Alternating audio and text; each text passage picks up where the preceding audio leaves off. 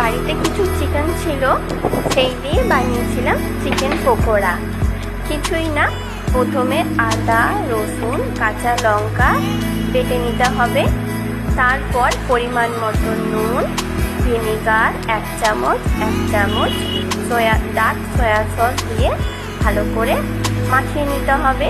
মাখিয়ে নিয়ে আমি 2 থেকে 3 ঘন্টা ফ্রিজে ম্যারিনেট করতে দিয়ে দিয়েছিলাম। তারপর 3 থেকে 4 চামচ বেসন দিয়েছিলাম আর 2 চামচ কর্নফ্লাওয়ার। তার মধ্যে ডিম, ধনেপাতা দেওয়া যেতে পারে, আমি দিইনি। একটু কারি পাতা দিয়েছিলাম কুচিয়ে। তারপর সর্ষের তেল, সাদা তেল মিক্স করে গরম করেছিলাম। এবার পকোড়াগুলোকে দিয়ে ভালো করে লাল লাল করে ভেজে নিলেই তৈরি হয়ে যাবে চিকেন পকোড়া।